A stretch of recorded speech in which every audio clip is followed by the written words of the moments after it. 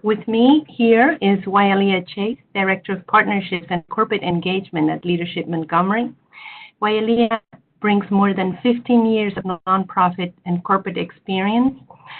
She's a skilled expert in program development and implementation with a proven track record in marketing operations and service, including positions as realtor, consultant, and project manager.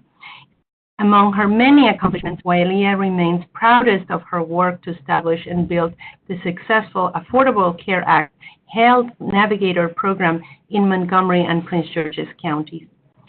She has vast experience in community outreach, volunteerism, and conducting presentations. We're really glad to have Wyalia today. Our other panelist here is Jennifer B. Hester, and she's Vice President of Human Resources at the MS Company.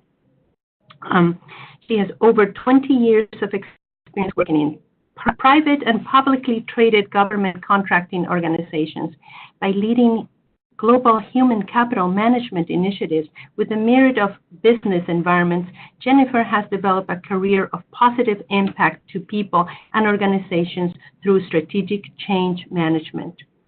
Through her executive oversight of the human capital management function at MS Company, Jennifer is responsible for engaging and developing high-performance MS colleagues, helping individuals grow and meet their career goals, and facilitating a professional environment that cultivates dynamic teams that are passionate about developing new and improved treatment options and preventing threats to public health. Jennifer is also a proud graduate of the class 2017 Leadership Montgomery Core class.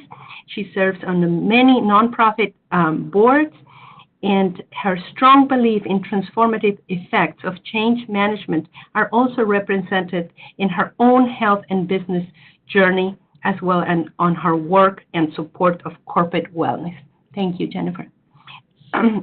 Finally, we have here Kip Ingram currently serves as Director of Bereavement Care at Montgomery Hospice, where he coordinates a staff of 8 professional grief counselors. He works regularly with many diverse communities, groups, and individuals around issues of loss, grief, and coping.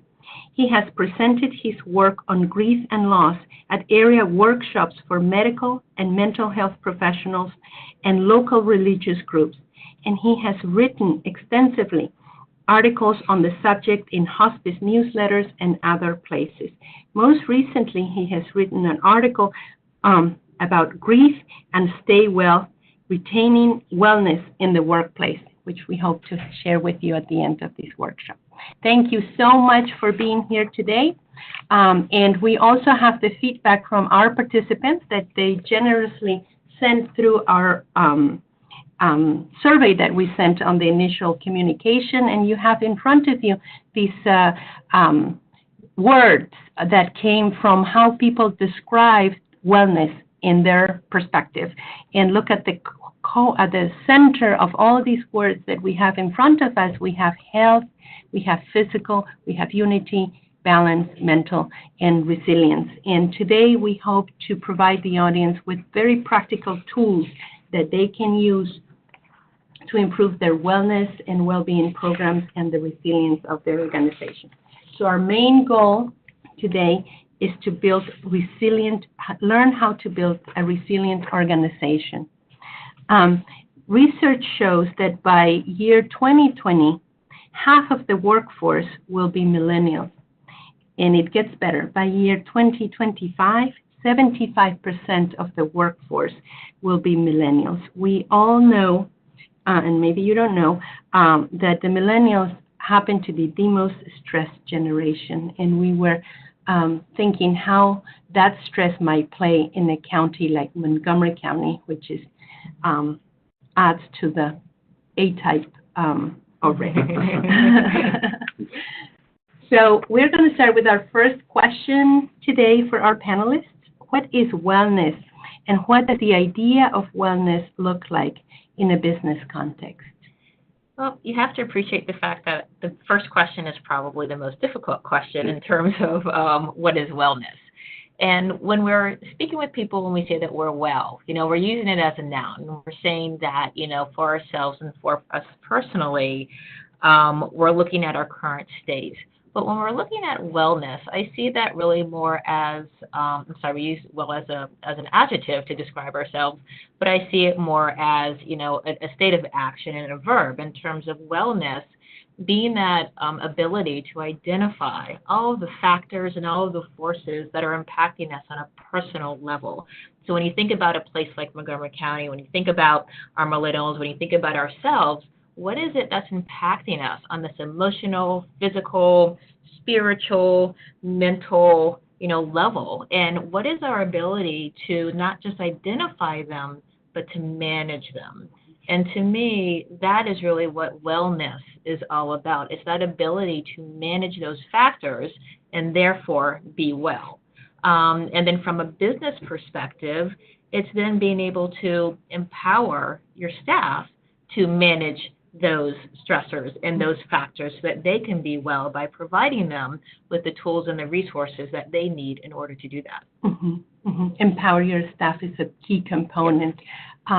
Kip? And I would add and emphasize something that Jennifer brought out, and that is that wellness is a dynamic reality. It's not a fixed concept. We're always working on our sense of satisfaction with our health, our relationships, our life projects, the communities we're involved with, as well as our work.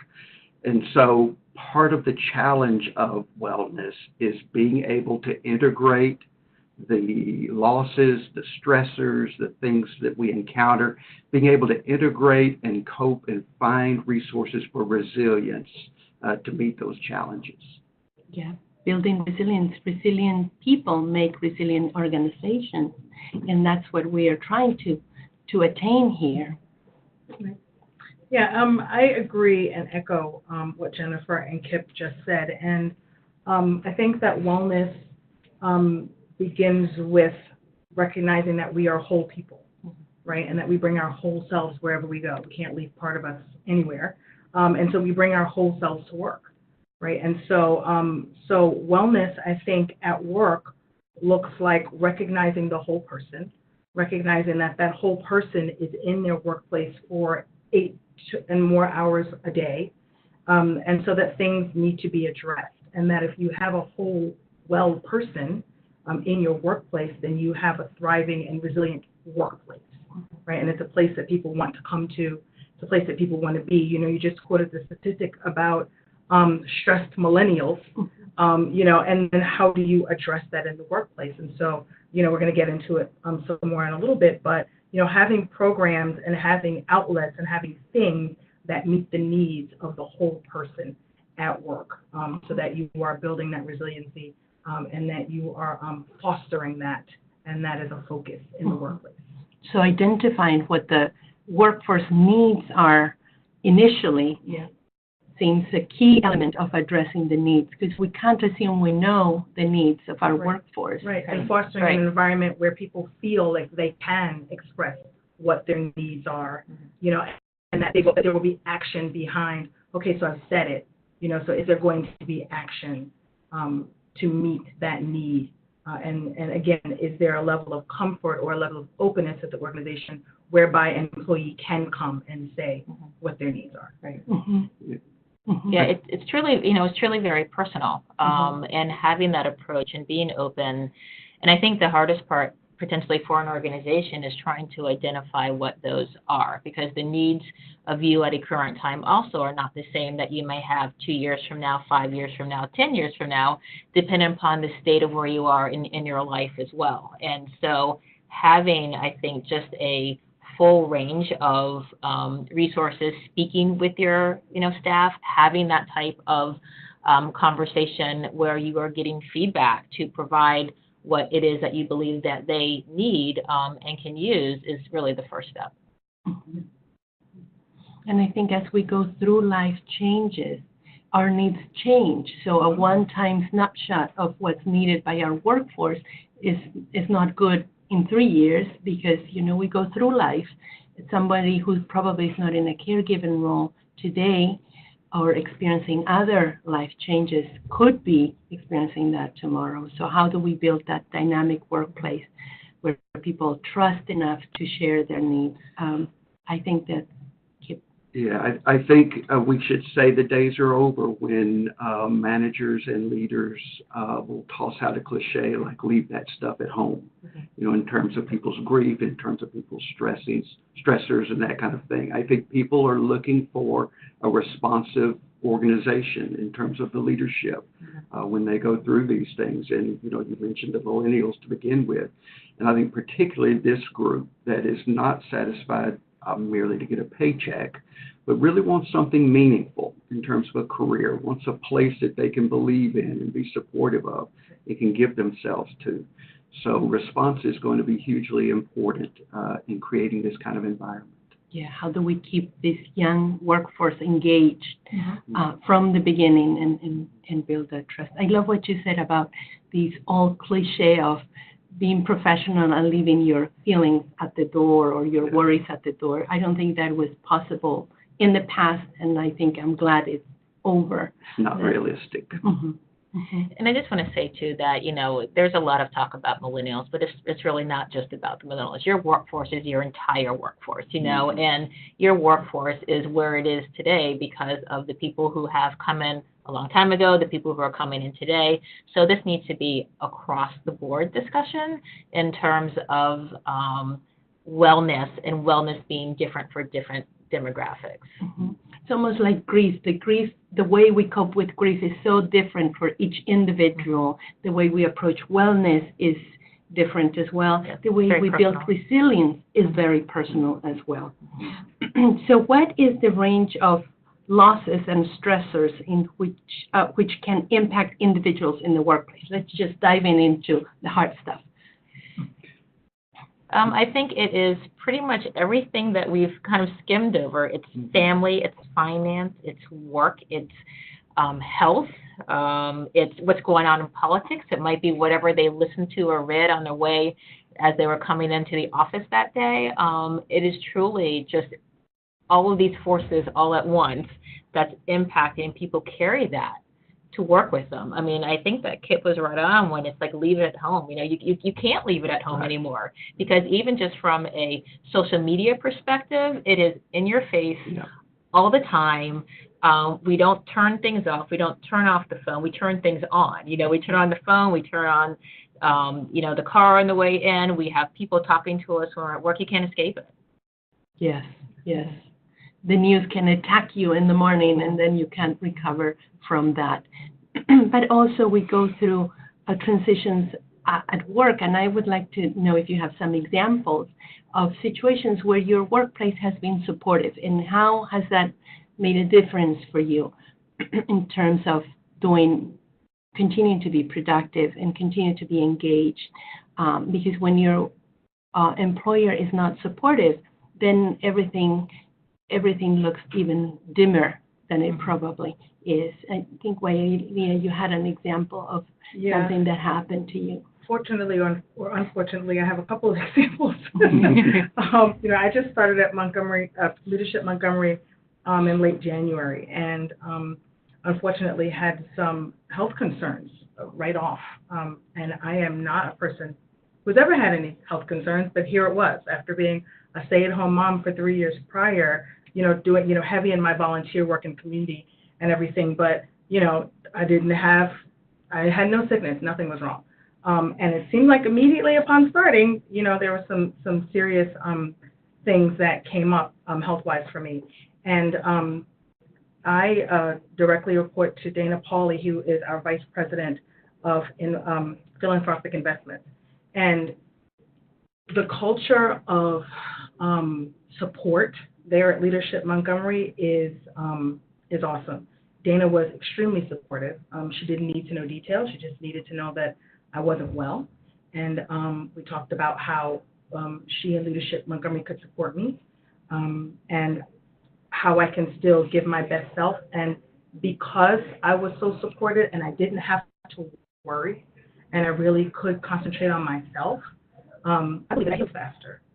I believe that having that support and having that stress off of me of wondering, oh my gosh, I'm in a new job.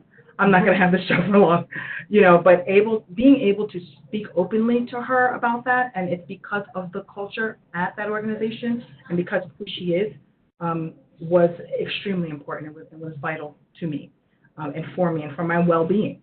And that was important. And I will carry that forward myself, in my style, in my management style and things like that. And unfortunately had a terrible loss in my family, a double murder in my family, my dad dying on Father's Day, and then a year later my mom passing from a double aneurysm. But before she passed, she had brain surgery and all these different things, and I was with Family Services at the time. That was in 2015, and all those things happened between 13 and 15, and they were extremely supportive. And I thought that I would have to leave my job because I had to be in New York for an extended period of time while my mom was recovering from this brain injury, which unfortunately she didn't recover from. But, my supervisor at the time, I called him and I was ready to be done. I was ready to, I can't do it. And he said, how can we support you? But then he said, you know what, I'm not going to put that on you because I'm sure you don't know right now because you're really stressed out. Think about it. Your job is here. We are here for you. And I didn't realize that my shoulders were up. My shoulders went down. I was relieved. And then what we decided was that I could work from the hospital. And, I could report in and I could get my job done, but that my family came first. And I was ready to tackle anything and everything that organization put in front of me because of that support. I was ready to give my 1,000% all for that organization because I was so supported. So I think that that's just a real example of real life and how life hits us and how life comes at us. But if there's something that you don't have to worry about, and you are supported at work, it makes a huge difference in your life. And managers can say the right thing by saying, they can. You don't have to know right now. Right. Take your time right. in providing some accommodation. Right. He recognized me as a person, Mm-hmm. and that he wasn't in my situation and didn't know exactly how I felt, but that I felt.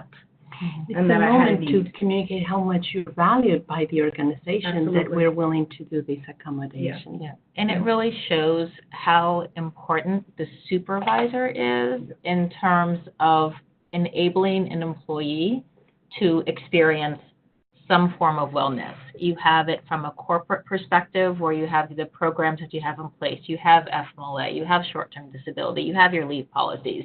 There's, the laws and the regulations that, also affect the ability of an employee to take off. You have your human resources groups who are processing all of this and having conversations. But where does that stress come from an employer standpoint? Then stress comes from what Wailea just really emphasized, which is, she was ready to be done. She was ready to go to her supervisor and just say, I get it, I understand. But having a supervisor that understands and is comfortable with having a discussion about the things that the employee is able to do, and even if the employer wasn't able to give only but maybe a day or 5 days, whatever it is, as that supervisor being able to know that, communicate that effectively, and do it in a manner that still makes that employee feel cared about. And then I think the biggest piece of this has been enabling that employee to do those things, because it is not the employee's fault that these things happen. We have all had situations where you're just like, oh my gosh, I can't believe this thing just happened. And then right after that, something else just happened. Now you have that weight of, how am I going to go and tell my employer this? But an employer who, again, can understand, you can communicate, what they are able to do, and also communicate what they are not able to do, relieves that stress from that staff member, and then enabling to do it and not making the employee feel like they're being retaliated against or being looked at negatively because they either had one bad thing happen or even a string of bad things happen. There's that saying, life happens. Yes. And our participants are saying that we're providing great examples here on the chat box. So that's good to hear. There was also one comment about managers allowing themselves to be vulnerable. Absolutely. Because they are as humans as everybody else. Yeah. Kip, do you want to? I think, managers and supervisors, we're typically well-versed in the language of productivity and bottom line and those kinds of things. But the challenge is, can we also become well-versed in the language of well-being?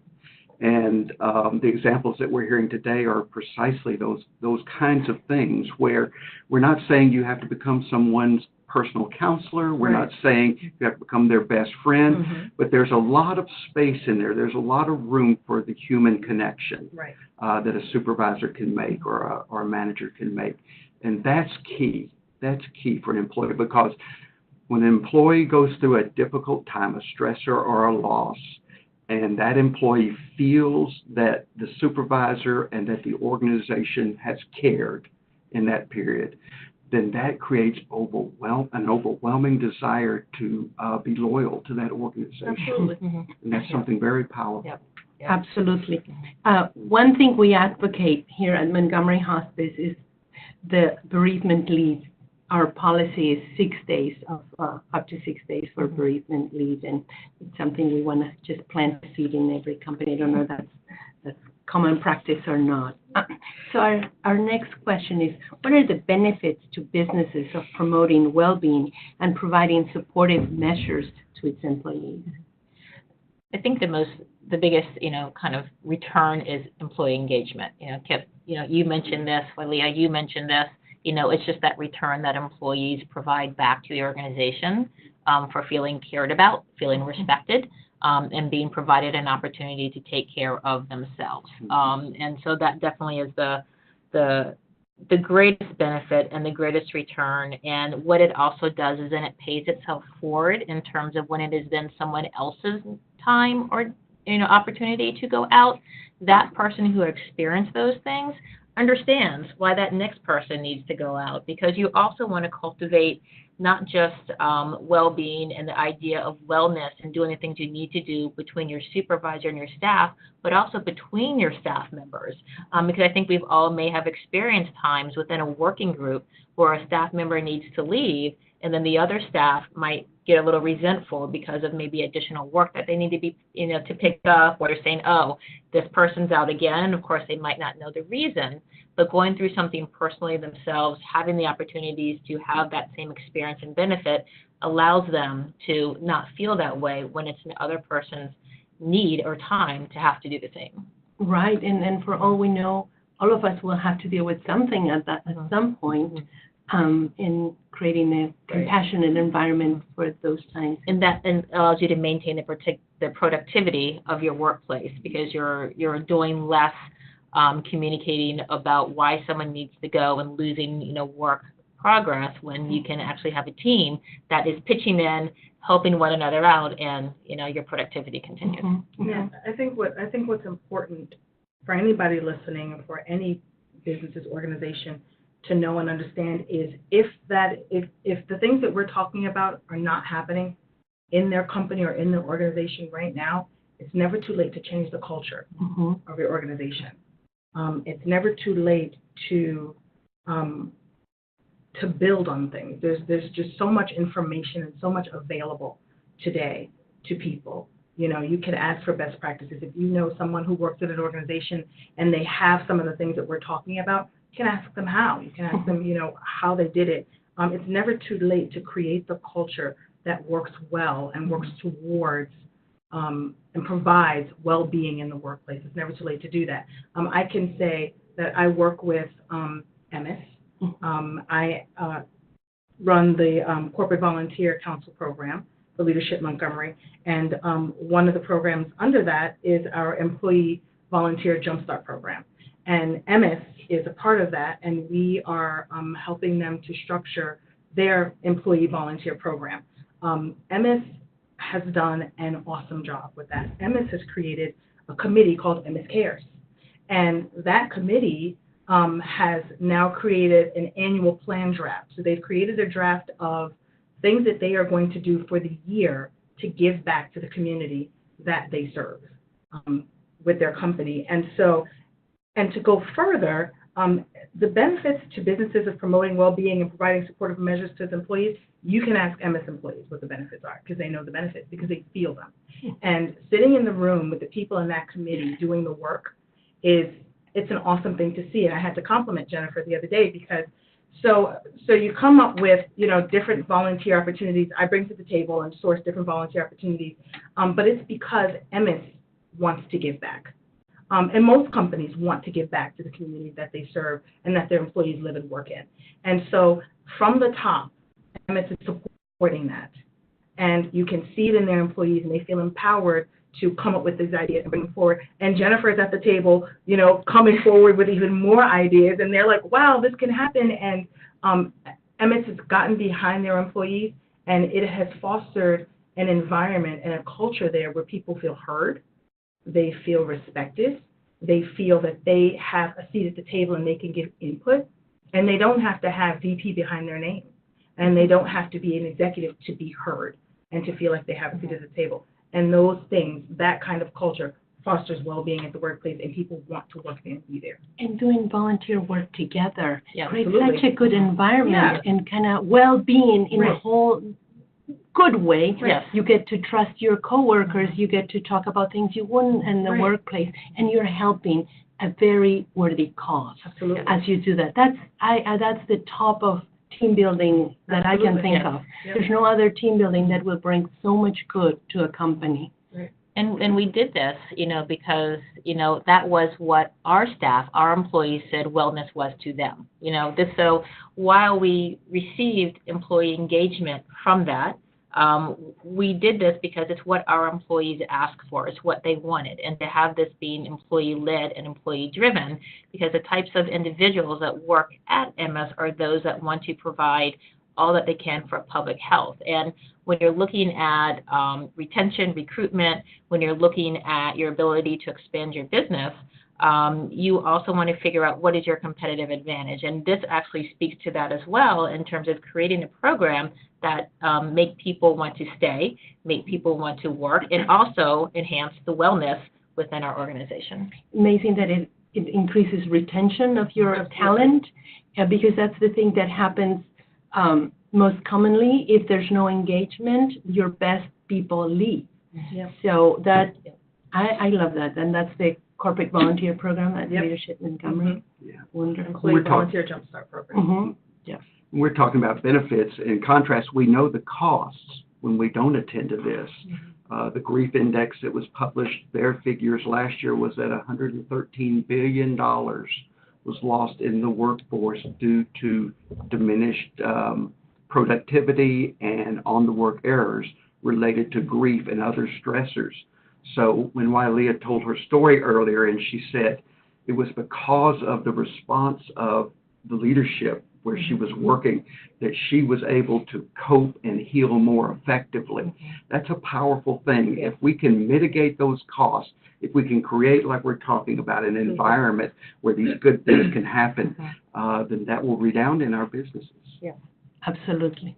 We almost cannot afford not to do it. Absolutely. Because that's the most costly. And it speaks to, I'm going to say, development and training, right? And so, when you're also looking at business activities and what you can do to promote wellness, you can actually develop and train your staff.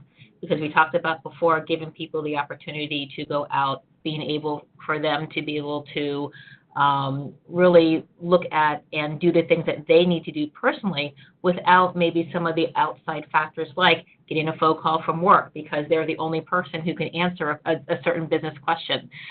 You can't focus on yourself and your own healing, however that may be, if work is constantly pinging you or you're worrying about how is this other thing going to get done.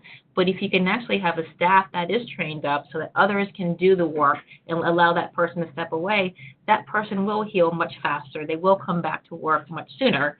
And again, you are affecting the bottom line in those dollars that you just talked about. And we do that at Montgomery Hospice because, for instance, our nurses are not asked to to do overtime to cover for nights and weekends. We have different crews coming that are well trained and cover for that. So yes, taking care of your staff is how you provide good service. Kip, where you going? I just think it's very important to accentuate what Jennifer has just shared and say that it's vital that we be proactive and not wait till a crisis occurs in someone's life and then try to figure all of that out. Being able to have ongoing plans in place, whether we do this kind of well-being education at orientation for new employees when they're coming in, or making very clear kind of what the policies are in terms of support around people when they're going through stresses and losses. It's really key that we be proactive in that and not just wait. Yeah, and we have 1 minute to close. 30 minutes went by really fast. Yeah. We have one more question. What are some practical steps a business can take to encourage and provide for the well-being of their employees in 1 minute? Yes, Skip? I think we've mentioned bereavement leave. I think you can talk about counseling resources, EAP, peer support, links to other groups in our area, which are often free or very low cost. An employee leave bank is an important thing, inviting employees to contribute to that, offering flex time for employees when they're coming back in after a loss or a stressor, and having breaks. You're having a break space in your workforce, or having a bench outside, a garden area, someplace where people can go to just get out of the flow of the usual work and take a moment for themselves. So just beginning to think about some of those practical things that can help. And if we're looking back, if an organization is looking back to the mission and goal of their organization, how does well-being in the workplace jive with, meet with, correspond to the mission of the organization? And if it doesn't, make that happen, right? And look at programs that you can bring to your organization to help your employees. Yeah. Employee Volunteer Jumpstart Program Yeah. is one of those. One of the things that we do, like Jennifer said really quickly, is when we first come in, we do a community involvement survey. And in that survey, the employees get to learn, if they don't already know, what their organization is already doing, in the community. And with those survey results, we then go back and we say, here are the top 5 things that your organization, that the employees here are interested in. They're interested in health and wellness. 9 times out of 10, health and wellness is at the top. Youth sometimes is second, sometimes is first, but health and wellness is definitely even in the top 3. Employees are interested in this. This is something that they're interested in. This is something that they want. Paying attention is the best thing that an organization can do. Yep. And figuring it out, putting action behind. In some participants are requesting some resources, so when we send a follow-up email, we can add all of these resources that we're talking about. Jennifer? And I would just add, that dialogue and conversation with your employees and your staff, so that whatever it is that you are providing is because they have been asking for it, they want it, and it's meaningful to them. And focusing again on supervisors, because they are the direct connection to allowing your employees to enjoy and be well. And so making sure that your supervisors understand that they are the ones that need to be comfortable in having this dialogue, and the training that organizations can provide to those supervisors to help them to get to that point is extremely important. Yes. They represent the organization as they relate to the employees and the frontline staff. So they carry a lot of power to make it better or not. Yeah. So we had a wonderful conversation today. The audience is very engaged. We have nice comments on the chat box saying this is wonderful. So we may do it again. And to do it again, we ask the audience to send us we're sending an evaluation, and if you have thoughts about other topics or how we can develop this topic further, please don't hesitate to put it on the evaluation, and we can get together again and do another 30-minute webinar for our audience and continue talking about this very interesting topic. Thank you so much for being with us today, both the audience and our panelists that were absolutely marvelous today. Besa, can I turn it to you? Yes, thank you, Monica. And this was just so insightful. Thank you all for joining us. So just to wrap things up, Mindy is sharing a link to the evaluation form. We ask you to complete the evaluation and send it to us as soon as you can. Your feedback is very important to us in improving our future programs, and it also helps us kind of develop our next series in this webinar. Again, thank you all for joining us. We will send you a follow-up email with all the resources that were discussed today. And also we would share this PowerPoint with you. Thank you again, and enjoy the rest of your week.